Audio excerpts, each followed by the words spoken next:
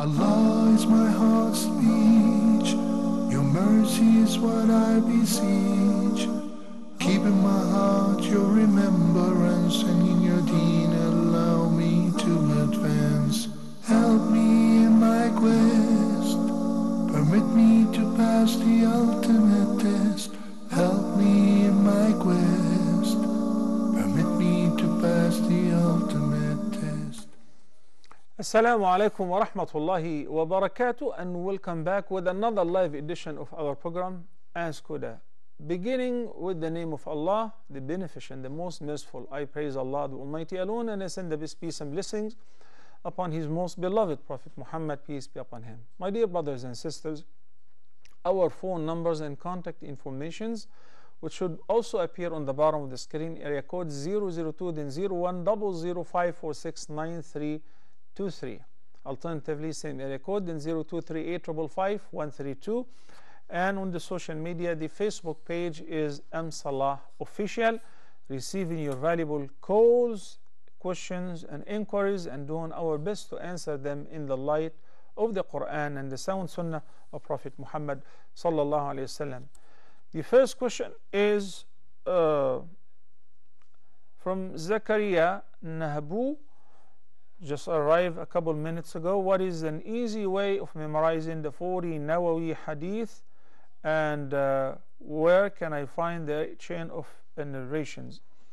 All right, the best way to memorize anything is, number one, to learn how to pronounce it and read it properly. Then afterward, if you keep playing, if you have an audio of the 40 Nawawi hadith or any surah of the Quran, and you keep playing it in the car, okay, or if you're in your office or in your desktop, eventually you will pick most of the words. Then now you finalize that by sitting for certain time to memorize one hadith at a time. Memorizing shouldn't be an issue. The challenge is maintaining and retaining in memory whatever you have already memorized, which requires regular revising of what you have memorized. May Allah make it easy for you. Assalamu alaikum wa rahmatullahi wa barakatuh. Ryan from Australia. Sister, please go ahead. Wa alaikum assalam wa rahmatullahi wa barakatuh. Welcome to Ask Huda, and happy and blessed Ramadan to you and to your family. Same to you. Sheikh, I have 3 questions. Inshallah, you can answer them. Go ahead. The first one, last year I missed a fasting due to my pregnancy. Should I, along with repeating the fast, should I feed a poor person for every day I missed? Okay, next. The next question is, can you trust electronic timetables? You know how where we live, sometimes the adhan is given earlier, and you can't see, as in the Surah Baqarah it says, you should start fasting when you see a clear thread of light dividing the sky, so you can't see it. So therefore, you're sort of starting to fast earlier. So can I trust the timetable, or I should start fasting when I see the light, like as in the Surah Baqarah? You know what I mean? Okay. Yeah, I know. Yeah, and the third question is, what are the conditions for one to take a second wife if he can't provide for both of them, as in financially? And what is the punishment for the one who doesn't treat his both wives fairly, like he doesn't share time with them fairly and he doesn't treat them fairly financially? You said that he can or he can't? He cannot. He cannot. Okay, and why is he proceeding towards something that he cannot afford? Yeah, like what is the ruling on, like, some people, they cannot afford, they still do it, you know? So what is the advice for those who are doing that? All right, thank you, Sister Rain from Australia. First of all, if a woman happened to be pregnant and she had to skip fasting, that is permitted. And in this case, all I need to do is, after giving birth, and once you're capable of fasting, you should make up an equal number of days which you skipped during the last Ramadan. And the person should actually observe the make-up fasting before the following Ramadan. But there are some circumstances whereupon the person doesn't have a chance, such as she just gave birth, and soon after giving birth she started breastfeeding, okay, and while she was breastfeeding she conceived again. She cannot physically fast, okay. In this case, making up the missed fasting will be transferred and postponed until you're capable to make it up, even if the following Ramadan has entered and you skipped it as well, or you fasted, you still owe the days which he didn't fast due to pregnancy and or breastfeeding. But if the person recovered, was sick and recovered, give birth, and she's capable to fast, then in this case she must observe fasting and she must make up the missed days of fasting before the following Ramadan. If she does before the following Ramadan, she doesn't owe anything other than making up, and there is no fidya. She doesn't have to feed no one, she doesn't have to give any ransom as well, just making up the missed days of fasting. Her second question is whether to follow the timetable where it says in Australia, for instance, that Fajr is at 5:30 a.m. The timetable normally goes by, you know, astronomy, and it is accurate. Sometimes it is most accurate. And for you living in the city, it is hard to determine whether it's dawn already or not. Similarly, it's hard to determine whether it's sunset or not. So following the timetable or the digital adhan, which complies with the timetable, is safer, and you should do that. Okay? The ayah of Surah Al-Baqarah, حتى يتبين لكم الخيط الأبيض من الخيط الأسود من الفجر, is revealed, and it was revealed for people who were living in the plain, in an open, in the desert. Okay? So it was easy for them. If anyone would look out, he would say, yes, it's almost Fajr, or it's already Fajr, stop eating and drinking. Then the Prophet ﷺ prescribed the adhan, and there were two adhans. One which is to alert the people to get ready, if they have to get their final bite, final sip of drink, which is a few minutes before the actual adhan. So the Prophet ﷺ said in this regard, لا يغرنكم أذان بلال فإنه يؤذن بليل. Listen to this. He said, you guys, when you hear the adhan of Bilal, it's okay, you can still eat and drink, because he calls adhan while it's still dark. But those guys were living still in the open and they could see, but now the adhan has become the accurate alternative, so that the community members, the Muslim Ummah, everyone, you don't have to open the windows or go to the rooftop and check out whether it's Fajr time or not. So the adhan has become the alternative. If you have an access to that on your own and it is not much of a burden, fine, okay? But people who are living in their flats, in their houses, go by the timetable as long as it is accurate. Break your fast once it is time, and stop eating and drinking and begin your fast according to the timetable as well. Also, Sister Rayyan, I have spoken about this repeatedly. In the first place, the Prophet ﷺ addressed the youth, men and women, those who can afford the means of getting married, and said, if you can afford getting married, then do it. Proceed towards getting married. That is better for you with regards to guarding your chastity, lowering your gaze, and bringing you closer to Allah. What if you can't? I don't have the means. I myself don't even have a place to live in. It's hard for me to take care of myself, let alone taking care of another liability. So the Prophet ﷺ said, فَعَلَيْهِ بِالصَّوْمِ. The word عَلَيْهِ بِالصَّوْمِ, or he should stick to fasting, dismisses the possibility that he was talking about the physical ability, because the hadith says, if you can't afford to get married, then get married. So people say it is the physical and the sexual ability to get married and to embrace your spouse sexually. Okay, fine. But the Prophet ﷺ says, If you cannot, then resort to fasting. If you cannot do what? If you cannot financially get married, if you don't have the means to get married, then resort to fasting in order to overcome this desire in you, which you cannot afford to fulfill it because you don't have the financial means. In a separate hadith, Rasulullah sallallahu alayhi wasallam said, كَفَى بِالْمَرْءِ إِثْمًا أَنْ يُضَيَّعَ مَنْ يَعُولُ. What does it mean? The Prophet ﷺ said, each and every one of us is a guardian. So the family father is a guardian, and he is responsible for feeding his family, for guiding his family, for guarding his family, for educating his family, for saving his family, and most importantly also to put bread on the table, the financial support. So if somebody is broke, is in financial crisis, it's understood, people happen to go through financial crisis.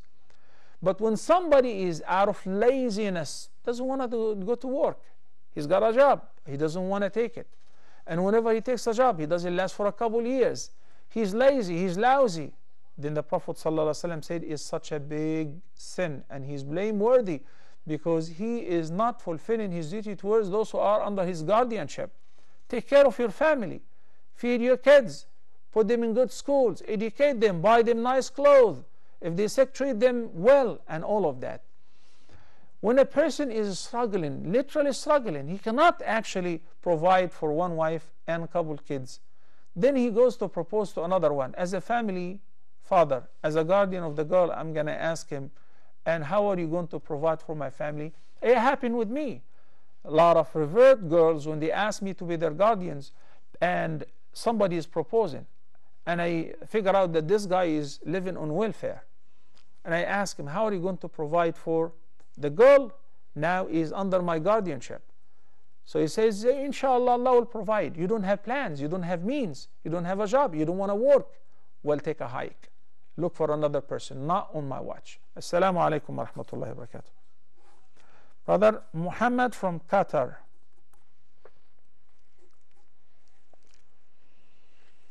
Hello. Naam. Assalamu alaikum, Brother Muhammad. Wa alaikum assalam, doctor. How are you? Doing fine, alhamdulillah. Thank you for asking.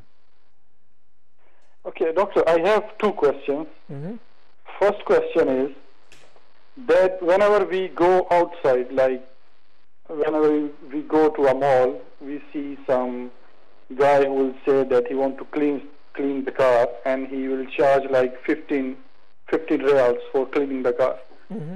So if I will give him extra, like 5 extra, 20 or 25 reals, that 5 or 10 reals will be sadaqah, will be counted as sadaqah, or it will just be a gift?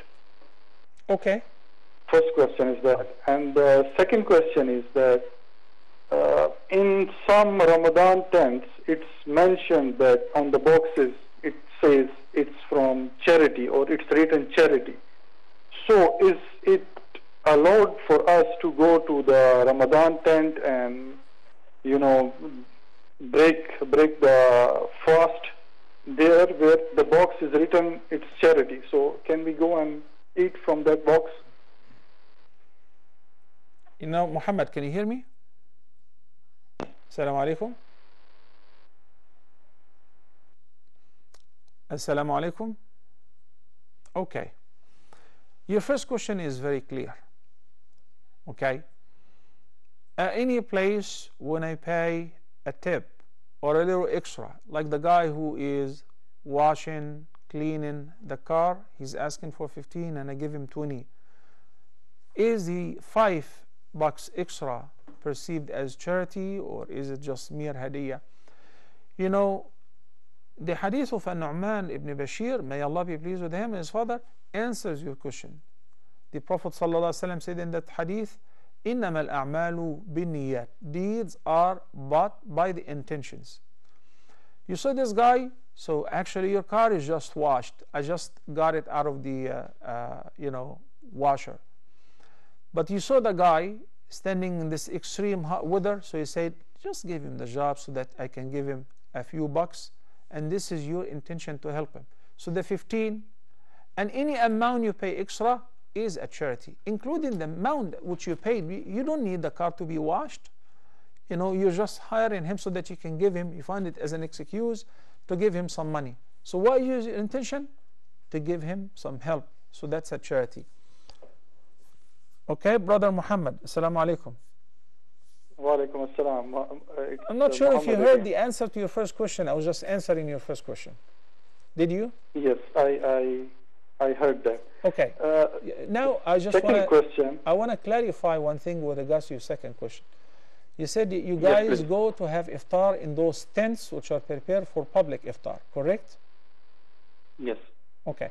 And you're concerned because you see that people actually raise fund, and you're not sure whether this fund which is raised or asking for a charity was to prepare the food in the tent, or is it for any other projects? Am I correct? Yes, but actually on the box it's written that it's charity. Okay. If it's not written anything, then maybe you know, I will not think, and maybe I will lead from that. But if it's written charity, it's mentioned charity. And the box is deposited where, in the masjid or at the tent? In the tent.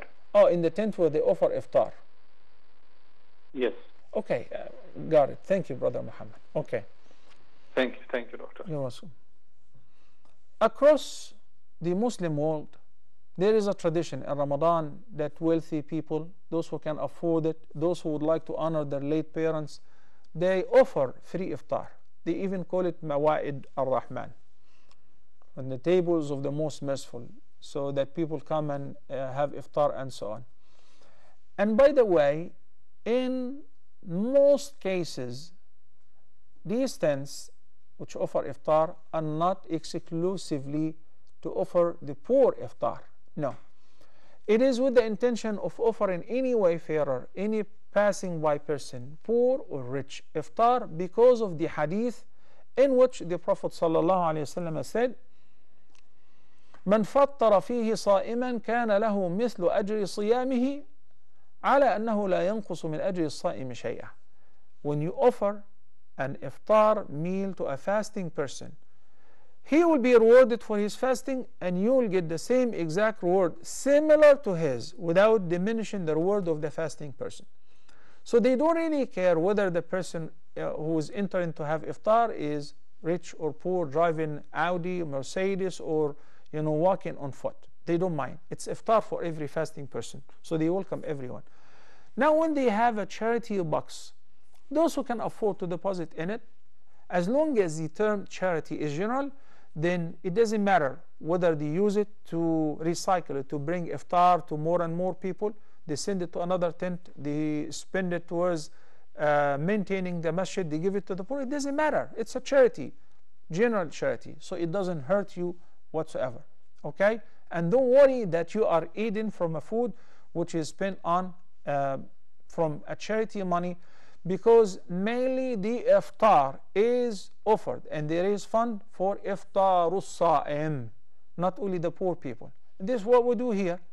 So we give the meals ready for the poor people, those who come and collect their meals, so that they can have iftar with their family at home.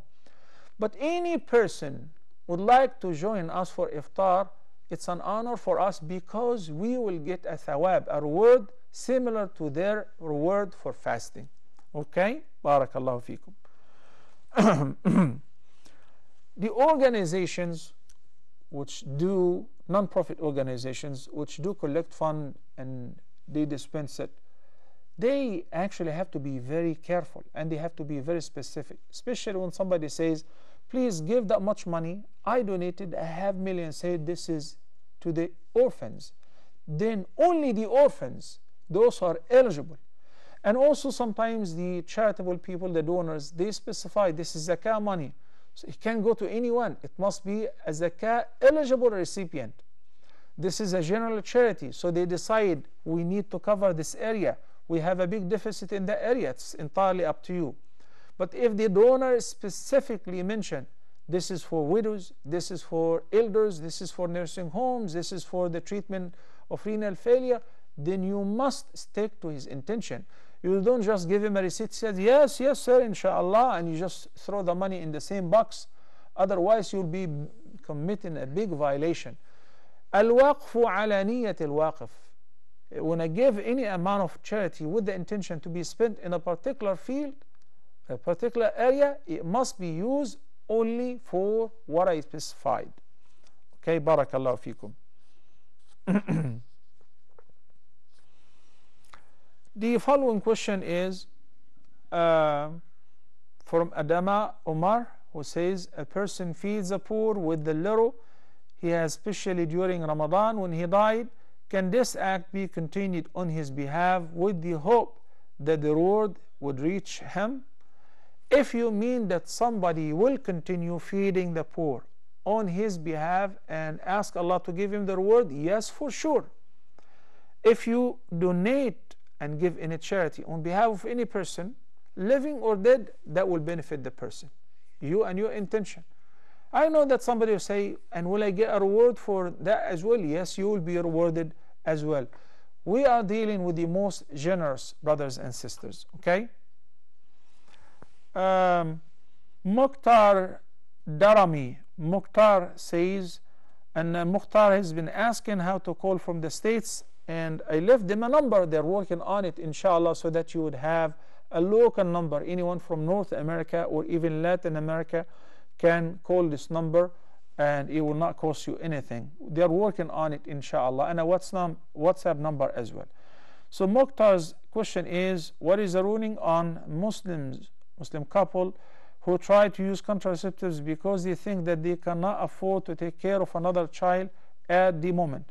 Giving a break to the wife, she just give birth, taking a break a couple years and so on, so that you can be able to breastfeed the child grows up a little bit, slowing down is okay. What is forbidden is trying to limit the number and say, that's it, I only need one child and I'm not taking any more. I just want to assure you, whatever Allah has destined you for, you will see it, whether right now or sometimes, as we hear about a couple who decided that I will not have any more children and I would like to only satisfy with 2. Then after 4 years being on contraceptives, she conceives and she gives birth to what? To 4 at a time. And I reply back with assalam to all the brothers and sisters who are sending their greetings. And Sister Shami, may Allah bless you and your family and continue to benefit you and your daughter. Assalamu alaikum, Sheikh. I'm hoping to write my master thesis on halal food, inshallah, and my knowledge is very limited. Would you mind being part of my advising committee? Not a problem. But I need to learn how to read your name. It's written in Japanese. I don't understand Japanese. So go ahead and send a message or send your phone number or collect a phone number from the control, and we'll be happy, inshallah Azza Jal, to walk you through and assist you in this regard. Okay?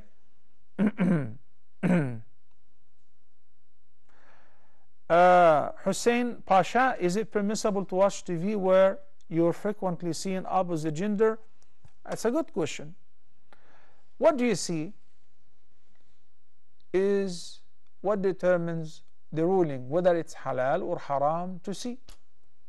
In Surah An-Nur, number 31, Allah subhanahu wa ta'ala says, He commanded the believing men to lower their gaze, and in the following ayah He commanded the believing women to lower their gaze or some of their gaze.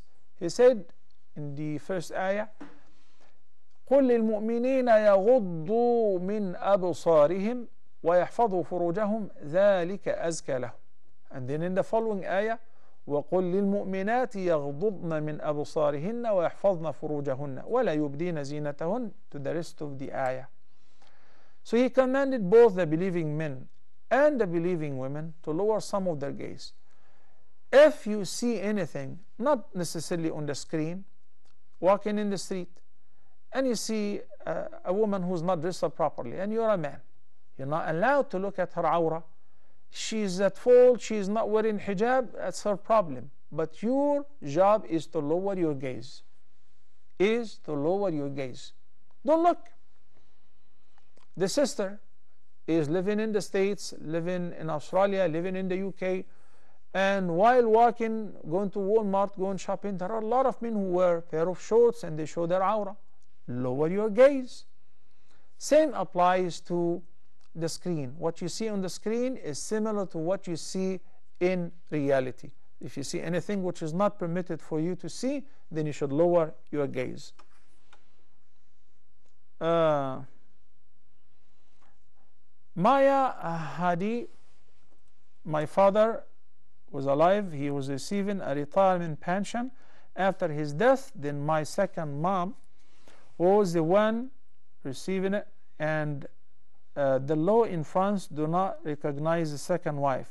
She was given anything by the state, but my brother nevertheless is spending out of this money to pay the rent, the bills, as the mothers are living in the same apartment. Was you correct? And so on.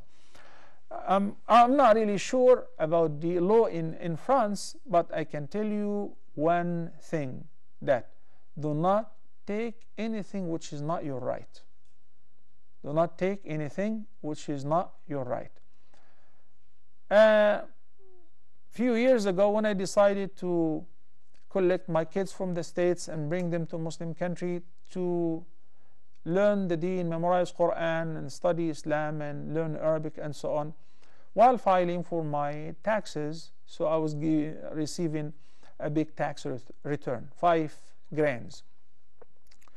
Then I came to know that you received this break and the tax return because of your kids, but my kids were not living in the country. So I asked the accountant, and he said, well, yeah, if they stay out of the country for more than 6 months, then they are not eligible.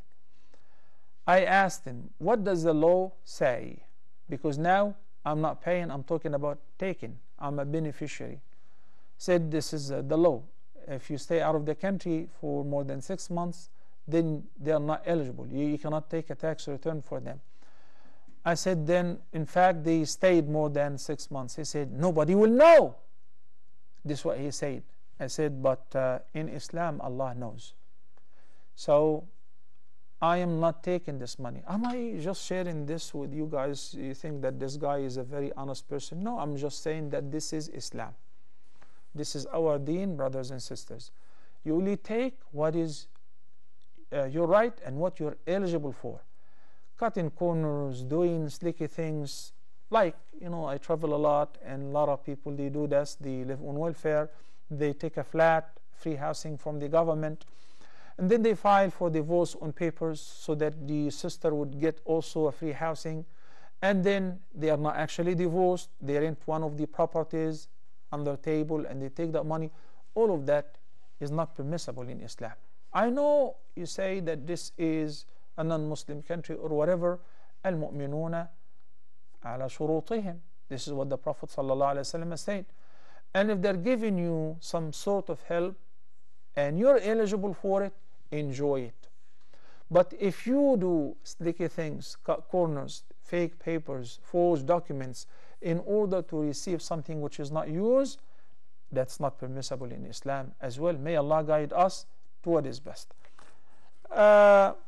Brothers and sisters, before we take a short break, I'd like to remind you, nowadays, alhamdulillah, all the da'wah work is done individually. And many times I reminded the viewers that Huda TV is not sponsored by a country or a government. It does not belong to a particular sect of the scholars or wealthy people, or it is not even sponsored by, you know, like a particular person who is sufficing all its needs. Alhamdulillah, it is supported by the leave and the help of Allah subhanahu wa ta'ala through your support, okay, and the support of those who like this goodness and this light to continue and to spread in every home. Alhamdulillah, shukla. By the grace of Allah, it doesn't really cost much. And before Ramadan, I was so worried that we won't be able to last till Ramadan. But mashallah, a few viewers, Allah subhanahu wa ta'ala have made it easy for them to sponsor Ask Huda during Ramadan and to pay for some bills. So that's why we're surviving, okay? It doesn't really cost much. There on the screen some informations if you like to sponsor a particular program or an episode in a program. We're able to produce 4 new programs, mashallah, right before Ramadan, so that they will be aired during the blessed month of Ramadan. And we like to continue this goodness after Ramadan as well. These are the bank account informations for those who like to sponsor programs or an episode. Also, there will be an email address, a phone number, PayPal account, so that, and WhatsApp number. It should appear on the bottom of the screen as well.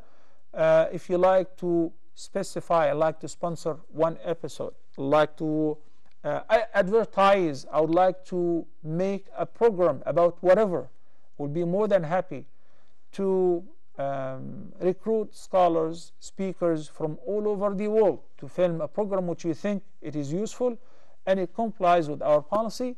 And inshallah, if you sponsor it to benefit people, I'd like to share with you the good news that the Prophet ﷺ said, "Ad-dallu ala al-khayri kafa'ilih."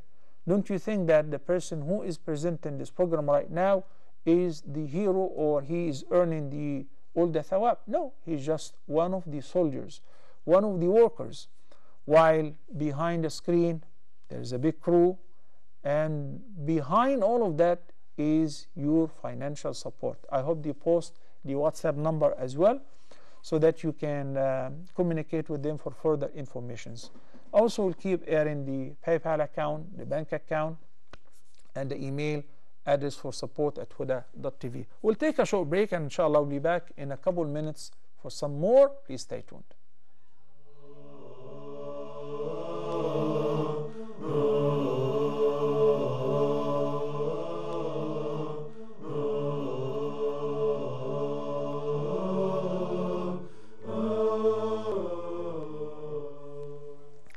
Assalamu alaikum wa rahmatullahi wa barakatuh, and welcome back. Phone lines are ready to receive your valuable calls and concerns, and also let me answer some of the questions which I received here right now. Sister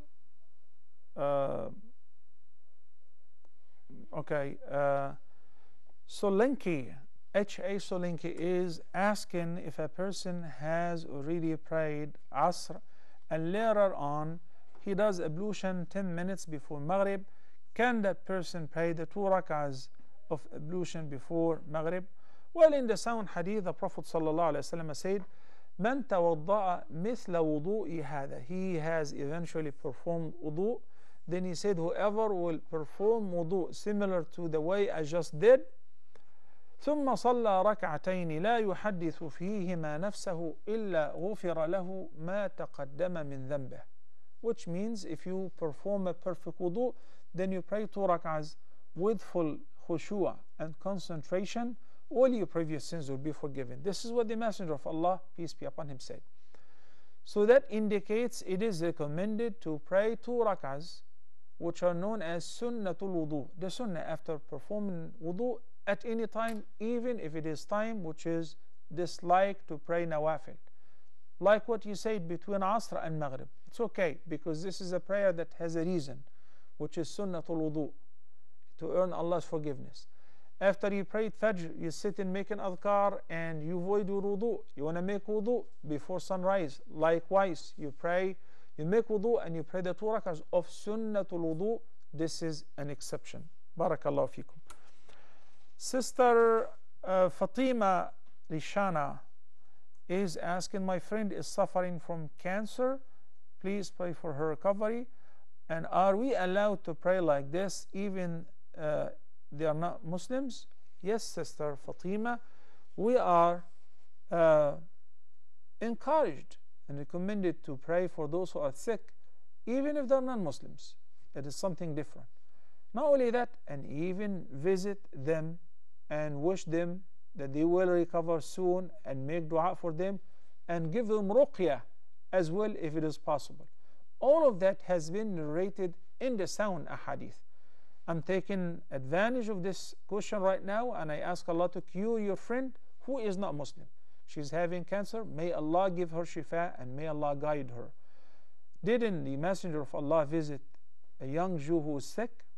Yes, he did. Didn't the Prophet ﷺ approve the ruqya of a companion in the hadith of Abu Sa'id al-Khudri when he recited ruqya upon the chief of a tribe who was severely ill, he was about to die, and when he recited ruqya upon him, he recovered? Yes. And the Prophet ﷺ approved that?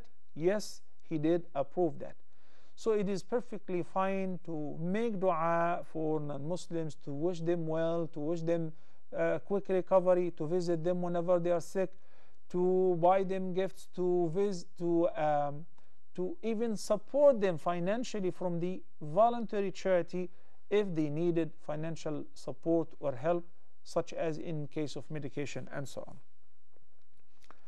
Sister Mona Elwi is asking, am I allowed to, I would like to buy an apartment. The bank offered me to put the money as saving, and then they will give me the interest 13% annually. In return, they will take a loan, and I would have to pay only 9% interest. When we made the calculations, when the calculations were made, I will end up paying the interest to the loan, so that she will break even. And she's asking, is it halal? MashaAllah, that is simply double the trouble. This is, the sin of paying interest and the sin of charging interest.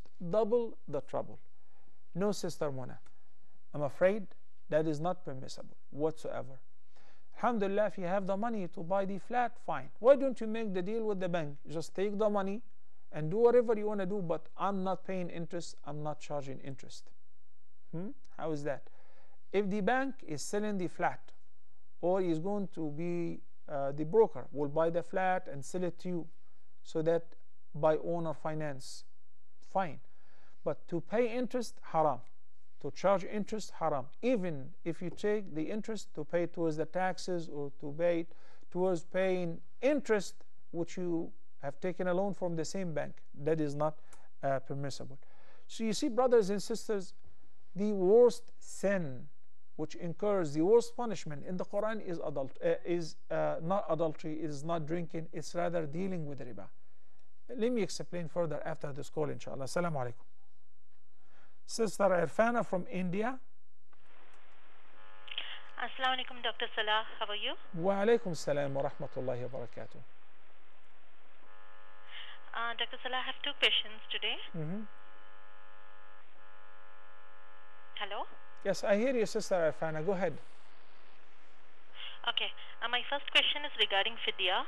So, can we give fidya in form of groceries like rice and pulses, or its equivalent amount of money to the poor people, or should we give cooked meals to them in case my parents, if they can't fast? Okay. And my second question is, yes. Yeah. And my second question is, my mom passed away and she had missed some fast, and I don't know how many she missed. So how can I compensate her missed fast, and can I give fidya for her? You said what happened to her? Is she still alive? MashaAllah. No. My mom, she passed away, and I don't know how many fastings she missed. And you're sure that she missed some days? Yes. I'm sure. Like maybe she. As far as I remember, I know she missed some fast. Okay. Was that when she was like aware and sane, or when she was like in the ICU in a coma? No. She was not. She was not feeling well, and doctor had advised her not to fast. So I remember that year we gave her fidya, but maybe previously she might have missed. So I'm not sure of that. Okay. But I know that she must have definitely missed. Okay. So I just want to know, how can I compensate for her? Yes, of course you should. So if you know that, as you just said, approximately 3 years, 3 Ramadans, and we're talking about approximately 90 people. And how would you give the fidya? In which form or shape?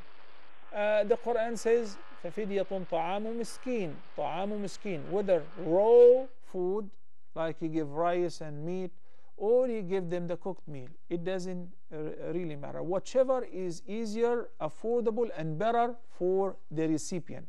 So whether you give the food raw or you give it cooked, it will serve the purpose. Okay? Barakallahu feekum, Sister Irfana from India.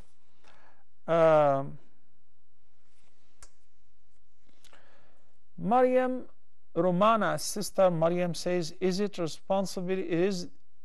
responsibility on the children to complete the missed fast on their father who never fasted since many years? And how should they make it? Well, when the Prophet ﷺ was asked about that, he said, what if your dad or mom owed people money? Don't you think that you have to pay it off on their behalf? So they said yes. He said, فَدَيْنُ اللَّهِ أَحَقُّ أَنْ يُقْضَى. Then Allah's debt is more worthy to be settled. They owed fasting their children, their loved ones. Go ahead and fast on their behalf if they owed fasting and they were capable to fast afterward and they didn't. But as Sister Irfana said, she was sick and she was advised not to fast at all, and the alternative was the fidya. In this case, you don't have to fast on their behalf. Just give the fidya, feeding one miskin per each day they skipped fasting. Okay?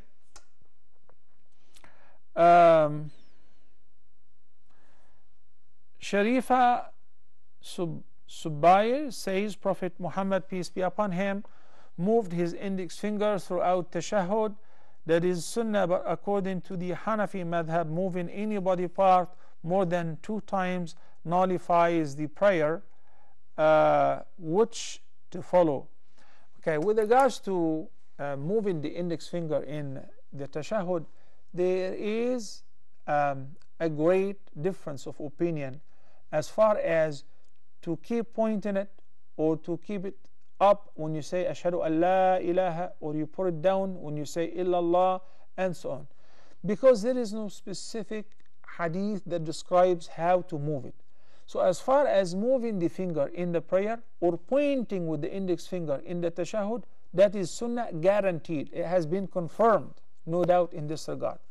So if you keep pointing with the index finger in the entire tashahhud, that is sufficient, and you look at it while you're praying.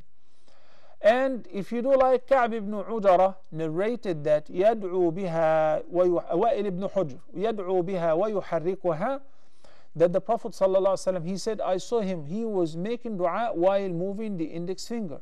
So accordingly, only when it comes to making supplication like Allahumma salli ala Muhammadin wa ala ali Muhammad, those who move their fingers, the index finger, or those who don't, there is no blame upon you, because simply it is recommended.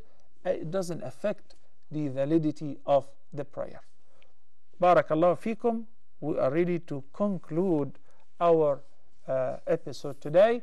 Brothers and sisters, please, I'd like to remind you once again, that is a PayPal account for those who like to have an easy access to sponsor or support Huda TV programs. Okay? And this project is one of the most successful projects, the most successful da'wah projects I have ever seen by the grace of Allah. And it's a pioneer in the field. 13 years ago we started, mashallah, and we're still surviving.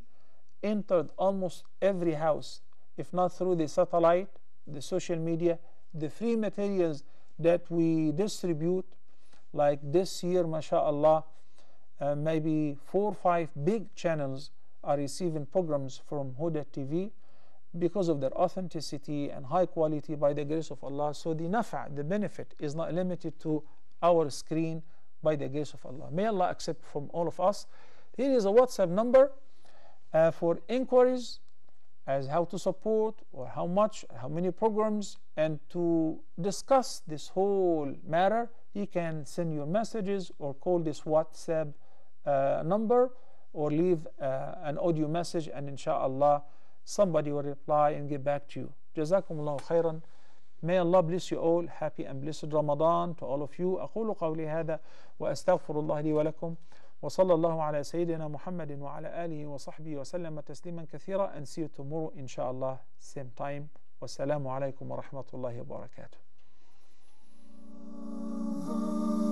Allah is my heart's speech, your mercy is what I beseech.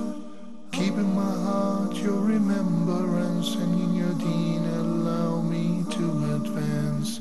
Help me in my quest, permit me to pass the ultimate test. Help me in my quest.